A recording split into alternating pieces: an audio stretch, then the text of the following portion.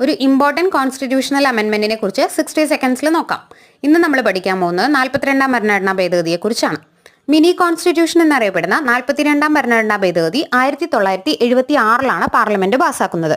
ഭരണഘടനയുടെ ആമുഖം ഭേദഗതി ചെയ്ത ഏക ഭരണഘടനാ ഭേദഗതിയാണിത്. ഇതിലൂടെ ആമുഖത്തിൽ സോഷ്യലിസ്റ്റ്, സെക്യുലർ, ഇന്റഗ്രിറ്റി എന്നീ 3 വാക്കുകൾ കൂട്ടിച്ചേർത്തു. കൂടാതെ സ്വരൺ സിംഗ് കമ്മിറ്റിയുടെ നിർദ്ദേശപ്രകാരം ഭാഗം 4A 10 മൗലിക കടമകളും ഈ ഭേദഗതിയിലൂടെ കൂട്ടിച്ചേർത്തു. സ്റ്റേറ്റ് ലിസ്റ്റിൽ ഉൾപ്പെട്ട വനം, വിദ്യാഭ്യാസം, വന്യജീവികളുടെ സംരക്ഷണം, അളവുതൂക്ക സമ്പ്രദായം, സുപ്രീം കോടതി, ഹൈക്കോടതി ഒഴികെ മറ്റു കോടതികളുടെ ഭരണ സമ്പ്രദായം കൺകറന്റ് ലിസ്റ്റിൽ ഉൾപ്പെടുത്തുകയും ലോകസഭയുടെയും സംസ്ഥാന നിയമനിർമ്മാണ സഭയുടെയും കാലാവധി 5 വർഷത്തിൽ നിന്നും 6 വർഷമായി ഉയർത്തുകയും ചെയ്ത ഭേദഗതിയാണിത്. 42ാം ഭരണഘടനാ ഭേദഗതി നിലവിൽ വരുമ്പോൾ ഇന്ത്യയുടെ പ്രധാനമന്ത്രി ഇന്ദിരാഗാന്ധിയും ഇന്ത്യയുടെ പ്രസിഡന്റ് ഫക്രുദ്ദീൻ അലി അഹമ്മദുമായിരുന്നു.